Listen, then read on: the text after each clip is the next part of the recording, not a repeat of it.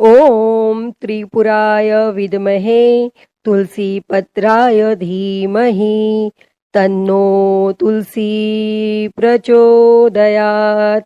हे मेरे प्रिय भक्तों, तुलसी माता के इस गायत्री मंत्र का जाप करने से मन शांत होता है तथा मन में सेवा भाव का संचार होता है और इस मंत्र का ध्यान करने से गृह कलेश आदि बाधाओं से मुक्ति मिलती है। प्रिय भक्तजनों, आइए सुनते हैं कामिका एकादशी द्वादशी पारण के दिन तुलसी माता की कथा। जो कोई भी भक्त सच्ची श्रद्धा के साथ एकादशी का व्रत करते हैं और भगवान विष्णु का पूजन करते हैं, माता लक्ष्मी का पूजन करते हैं, माता तुलसी का पूजन करते हैं, शालिग्राम भगवान का पूजन करते हैं तो उनके सभी प्रकार के पापों का नाश होता है। भगवान विष्णु को जो कि तुलसी अति प्रिय है और इसीलिए जो भी भक्त प्रत्येक दिन तुलसी माता का पूजन करते हैं, तुलसी स्तोत्र आदि का पाठ करते हैं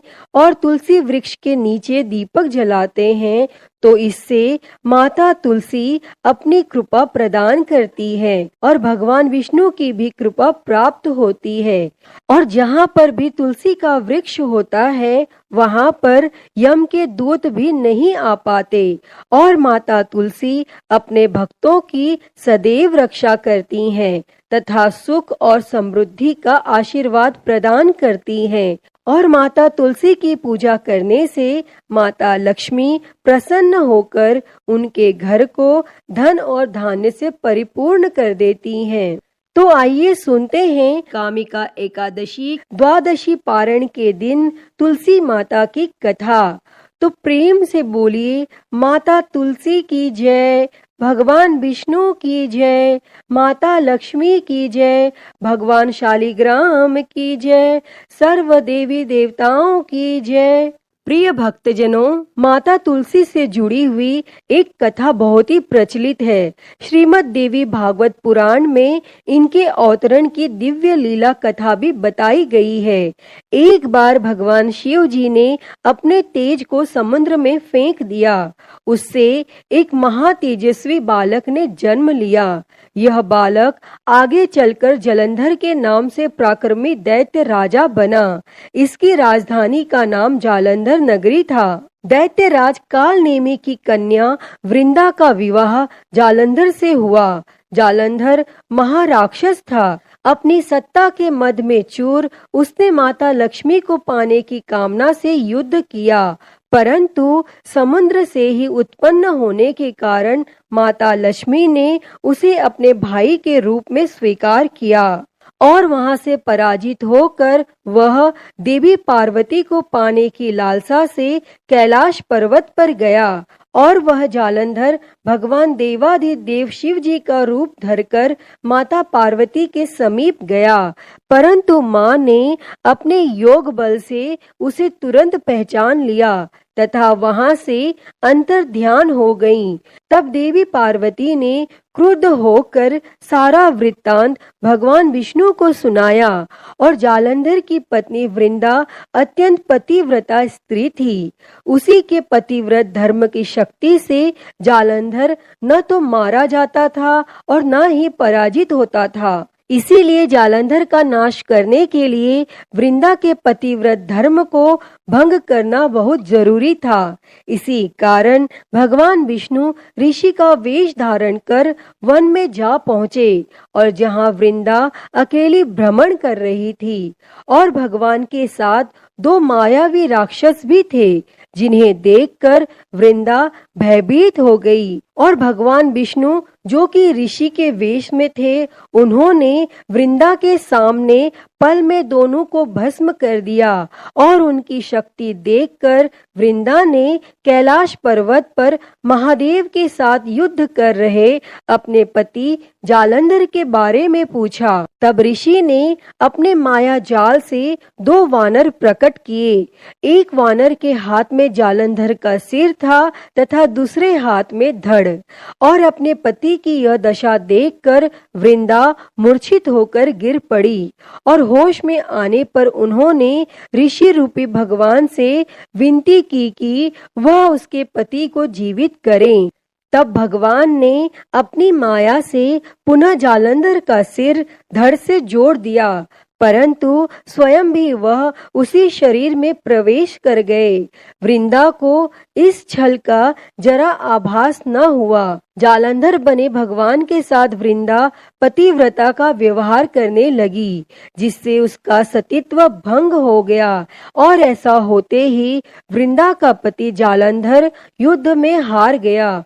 और इस सारी लीला का जब वृंदा को पता चला तो उसने क्रुद्ध होकर भगवान विष्णु को शीला होने का श्राप दे दिया तथा स्वयं सती हो गई। जहाँ वृंदा भस्म हुई वहाँ तुलसी का पौधा उगा और भगवान विष्णु ने वृंदा से कहा, हे वृंदा, तुम अपने सतीत्व के कारण मुझे लक्ष्मी से भी अधिक प्रिय हो गई हो। अब तुम तुलसी के रूप में सदा मेरे साथ रहोगी और जो कोई भी मनुष्य मेरे शालिग्राम रूप के साथ तुलसी का विवाह करेगा उसे इस लोक और परलोक में विपुल यश प्राप्त होगा। प्रिय भक्तों, जिस घर में तुलसी होती है वहाँ यम के दूत भी असमय नहीं जा सकते। गंगा व नर्मदा के जल में स्नान तथा तुलसी का पूजन बराबर माना जाता है। चाहे मनुष्य कितना भी पापी क्यों न हो, मृत्यु के समय उसके प्राण मंजरी रहित तुलसी और गंगा जल मुख में रखकर निकल जाते हैं। वह पापों से मुक्त होकर बैकुंठ धाम को प्राप्त होता है।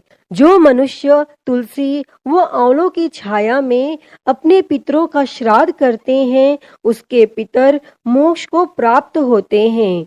भक्तों, उसी दैत्य जालंधर की यह भूमि जलंधर नाम से विख्यात है और सती वृंदा का मंदिर मोहल्ला कोट किशनचंद में स्थित है। कहते हैं इस स्थान पर एक प्राचीन गुफा थी जो सीधी हरिद्वार तक जाती थी। सच्चे मन से 40 दिन तक सती वृंदा देवी के मंदिर में पूजा करने से सभी मनोरथ पूर्ण होते हैं।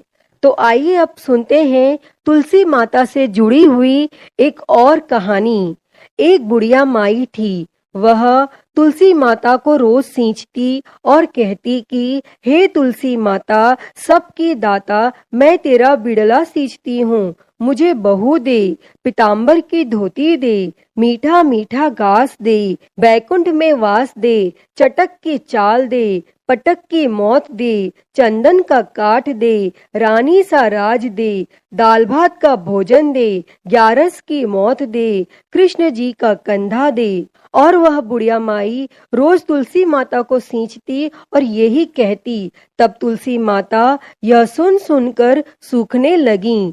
तो एक दिन भगवान श्री कृष्ण ने पूछा कि हे तुलसी, तुम क्यों सूख रही हो? तब तुलसी माता ने कहा कि एक बुढ़िया रोज आती है और यही बात कह जाती है, मैं सब बात तो पूरा कर दूंगी, लेकिन कृष्ण का कंधा कहाँ से लाऊंगी? तब भगवान श्री कृष्ण बोले, जब वो मरेगी तो मैं अपने आप कंधा दे दूंगा, तू बुढ़िया माई से कह देना। और फिर जब बुढ़िया माई मर गई, सब लोग आ गए और जब माई को ले जाने लगे तो वह किसी से न उठी। तब भगवान एक 12 बरस के बालक का रूप धारण करके आए। तब उस बालक ने कहा, मैं माई के कान में एक बात कहूंगा तो बुढ़िया माई उठ जाएगी। और बालक ने कान में कहा, बुढ़िया माई मन की निकाल ले, पीताम्बर की धोती ले, मीठा मीठा घास ले, बैकुंठ का वास ले, चटक की चाल ले, पटक की मौत ले, कृष्ण जी का कंधा ले। तब यह सुनकर बुढ़िया माई हल्की हो गई। तब भगवान श्री कृष्ण ने कंधा दिया और बुढ़िया माई को मुक्ति मिल गई। हे तुलसी माता, जैसे आपने उस बुढ़िया माई को मुक्ति दी, वैसी ही मुक्ति इस कथा को कहते, सुनते और हुंकारा भरते को देना। तो बोलिए तुलसी माता की जय, वृंदावन बिहारी लाल की जय। प्रिय भक्तजनों, तो मैं उम्मीद करती हूँ कि आपको आज की ये कथा पसंद आई होगी और अगर वीडियो अच्छी लगी हो तो इसे लाइक करें, ज़्यादा से ज़्यादा शेयर करें और कमेंट में तुलसी माता की जय लिखना ना भूलें। और महाकाल भक्ति ज्ञान चैनल को सब्सक्राइब कर नोटिफिकेशन बेल को ज़रूर ऑन कर लें। हर हर महादेव। धन्यवाद।